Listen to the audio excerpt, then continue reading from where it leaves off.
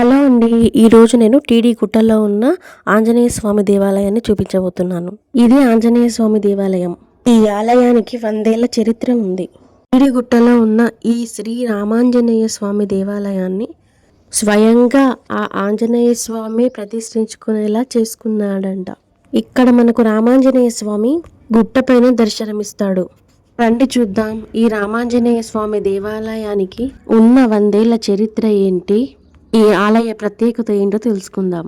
ఆలయంలో అడుగుపెట్టిన వెంటనే ఎడమవైపు ఆంజనేయ స్వామి విగ్రహం ఒకటి ఉంటుంది. మనం అక్కడ చూసుకొని గుట్టపైకి వెళ్దాం పదండి.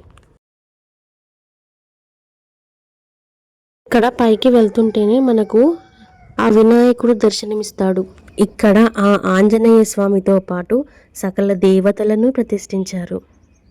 ఆ వినాయకుడిని దర్శించుకొని మిగతా దేవుళ్ళని దర్శించుకుందాం పదండి. ఆలయం గుట్టపైన ఉండడంతో ఇక్కడ ఎలాంటి చప్పుడు లేకుండా ప్రశాంతంగా ఉంది. ఈ ఆలయం చరిత్ర ఏంటంటే, ఒకరోజు ఈ కొండపైన శ్రీ బాల బ్రహ్మేంద్ర స్వామి గారు తపస్సు చేస్తున్నప్పుడు స్వయంగా ఆ ఆంజనేయ స్వామి కలలో కనిపించి ఒక ప్రదేశంలో నేనున్నాను, నా విగ్రహాన్ని ఈ కొండపైన ప్రతిష్ఠించమని చెప్పారంట. అప్పుడు ఆ రామాంజనేయ స్వామిని శ్రీ బాలబ్రహ్మేంద్ర స్వామి గారు ఉత్తరముఖంగా ఈ కొండపైన ప్రతిష్ఠించి ఆలయాన్ని నిర్మించారు. భక్తులు ఇక్కడికి వచ్చి దర్శించుకొని తమ కోరికలను చెప్పుకుంటే వెంటనే నెరవేరుతాయని ఇక్కడి భక్తుల నమ్మకం. ఈ కొండపైన ఆంజనేయ స్వామితో పాటు సకల దేవతలను ప్రతిష్ఠించారు.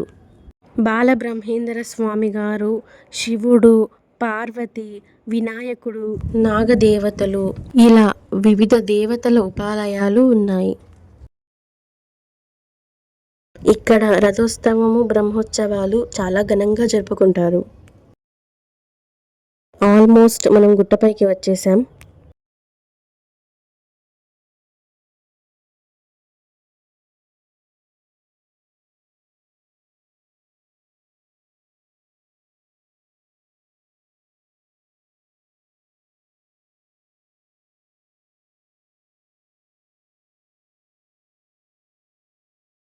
గుట్ట పైన మనకు ఎడమవైపు నవగ్రహాలు కనిపిస్తారు.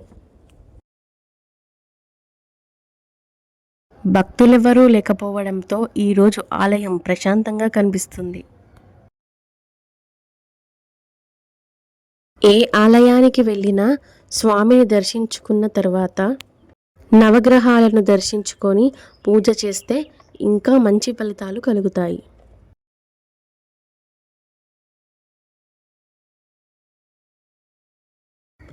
అక్కడే శ్రీ రామాంజనేయ స్వామి కొలువుదీరిన ప్రదేశం. ఇక్కడి నుంచి కిందికి చూస్తే ఇలా కనిపిస్తుంది.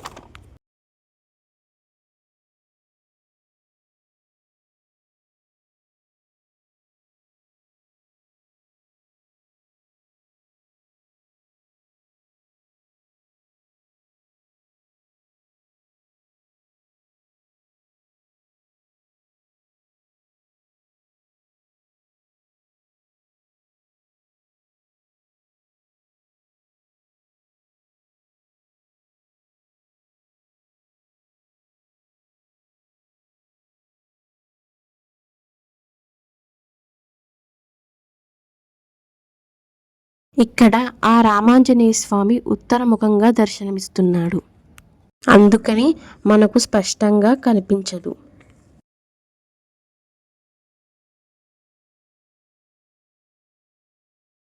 ఆంజనేయ స్వామి దర్శనం అయిపోయిన తర్వాత ఇక్కడే పక్కన శ్రీ బాలబ్రహ్మేంద్ర స్వామి గారి ఫోటో కనిపిస్తుంది. ఈయనే రామాంజనేయ స్వామిని ఇక్కడ ప్రతిష్ఠించింది. ఇప్పుడు మనం మిగతా దేవుళ్ళను దర్శించుకుందాం.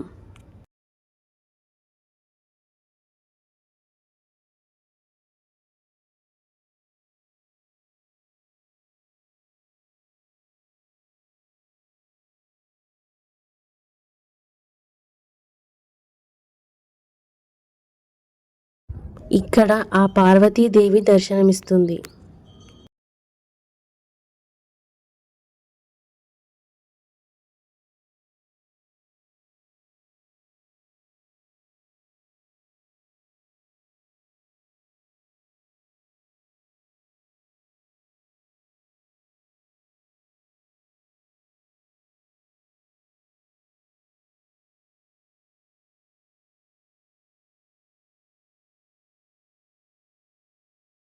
పక్కనే మనము శివుడి దర్శనం చేసుకోవచ్చు.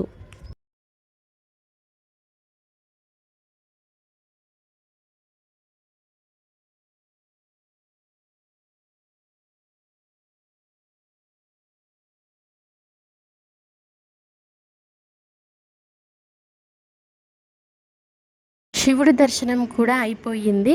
ఇప్పుడు మిగతా దేవుళ్ళని దర్శించుకుందాం.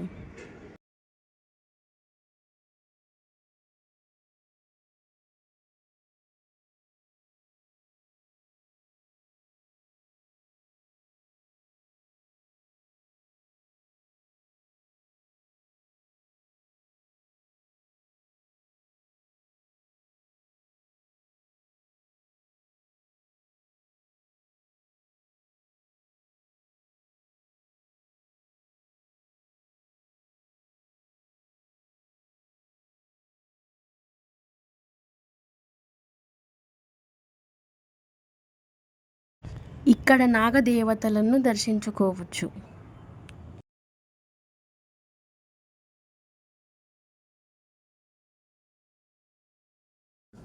పైకి వెళ్ళి అక్కడ కూడా దేవుళ్ళని దర్శించుకుందాం.